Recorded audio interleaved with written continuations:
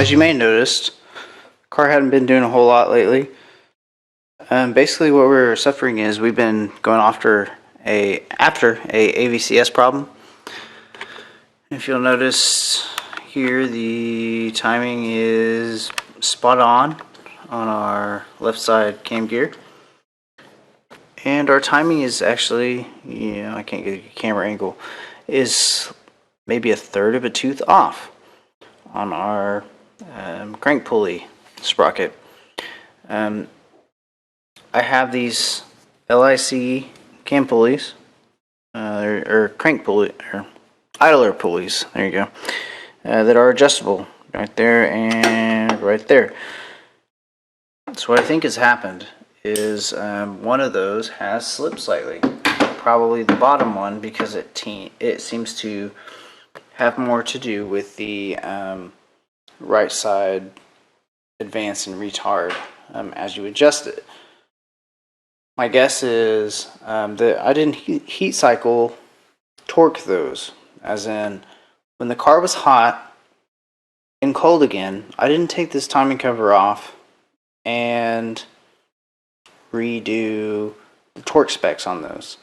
And as a result, after a couple digs in Florida where the engine got really hot, I'm slightly off, maybe a degree or two on my timing, and I'm getting a P00021/P00011 code, which is an over advance of your AVCS.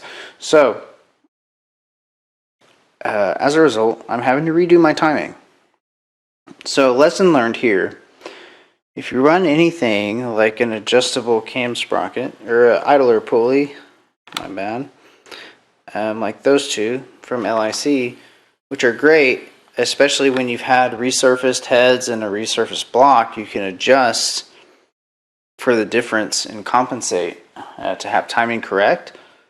In my opinion, I would have probably gone back and retorqued those and rechecked those after a heat cycle, which can be done with the timing cover off, no alternator, no power steering, and honestly no fans. You just let it get up to temp, let it stop, make sure nothing overheats, and you can completely take it off. In the coming days I'll be fixing that, and I've got a much better IAG crank sprocket guide coming in.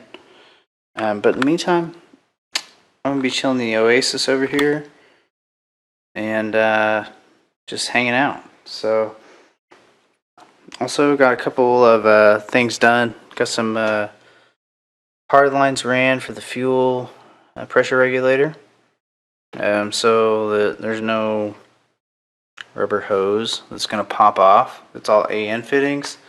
Tapped a 1/8 MPT fitting into the manifold and ran a -4 AN fitting to a 1/16 AN MPT fitting that goes onto the fuel pressure regulator. And I'm just kind of waiting for a couple parts to come in so I can zip this thing back up, and then hopefully, sorry for the motorcycle driving by, hopefully we'll be back on the road and ready to have some fun. First and foremost, I want to blame Michael Perennis for this problem, for making me do digs in Florida. Just kidding, that was a blast. But this actually happened right after we launched the car a couple times, and the oil was actually sitting at like 225 degrees.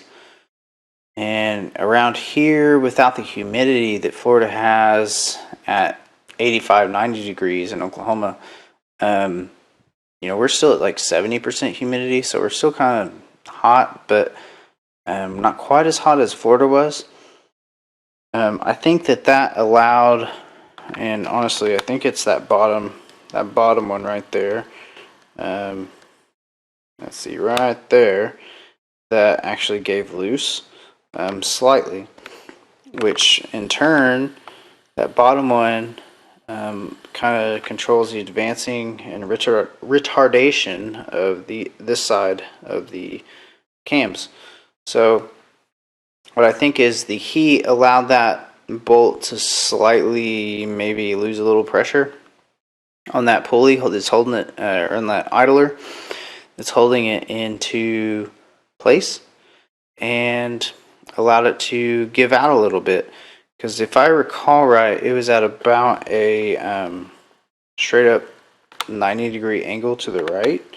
As you can see, it's almost at a 45-degree angle, which, like I said, I'm off about a third of a tooth, which would make sense. So I haven't skipped timing, I haven't done anything terribly wrong, and the car was running completely fine until we did a couple digs. So I think that shock to the system possibly wiggled, plus the heat possibly made one of those idler pulleys move a little bit.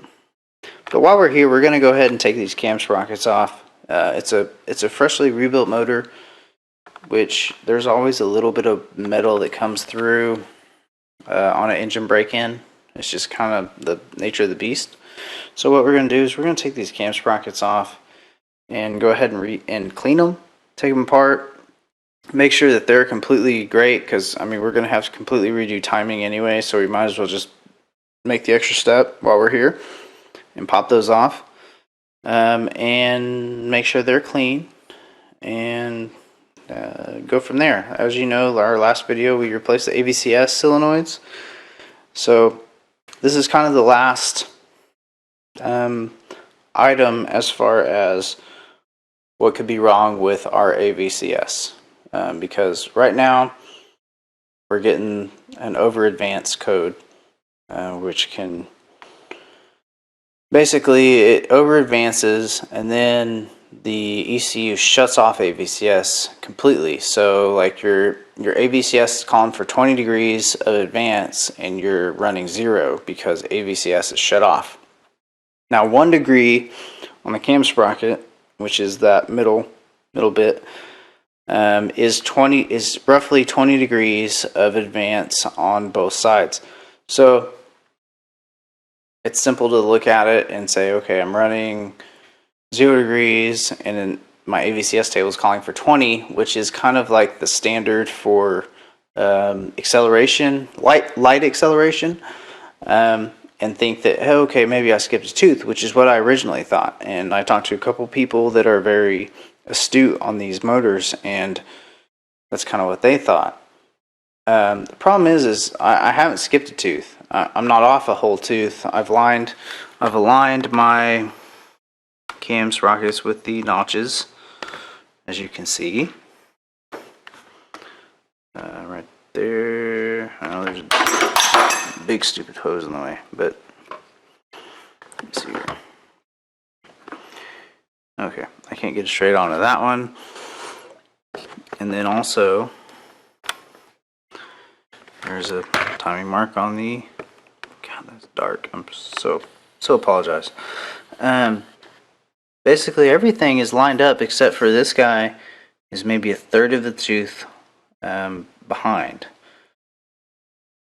So what that tells me is I've got either a belt that's gotten hot and stretched, which it's an OEM belt, so I don't really think that's happened, or these two guys, which are adjustable, you can see they've got like a 10 mil hex nut right here where you can adjust them, have come loose a little bit and rotated as the belt has tensioned under high load.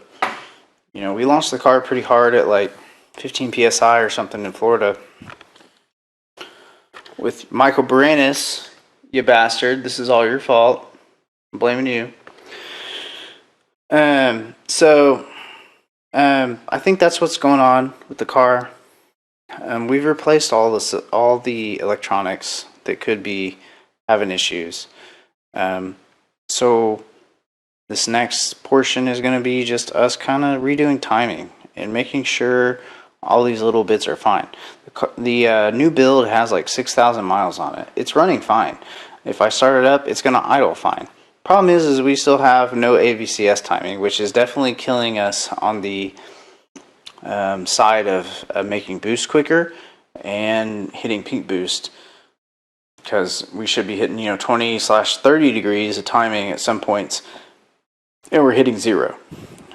So that's an issue, and we've got to fix it so we can continue to throw more boost at this setup and make a lot more power. We got another 8 to 10 psi in the car for our 6266, and we're only at 29 psi, making like 570 or something like that. So we want to be up in the 650 plus range, hopefully. So that we got to get this fixed. Even with the bad timing, we're still hitting peak boost if we do a pull. Problem is it's a lot later in the power curve because we're not gaining from that dynamic compression that AVCS allows, and we're not running large enough cams like 280s, 282s, and larger. These are 272s, so they're much more designed to be streetable and to utilize AVCS. Also, with the larger cams, you got to be more conservative on your tuning for AVCS. So, I mean, think about it. Your cam is sitting there and it's loping a lot longer than it normally does. So you can't advance it that much more because then it's just going to be open all the time, right? So, make sure your tuner knows and understands what different cams are if you're going to run different cams. That's a big deal. So we're going to dig into fixing this problem. Like I said, the car runs fine. Nothing's broken, but it's something we got to get fixed before we can go throw more power at the car. So stay tuned.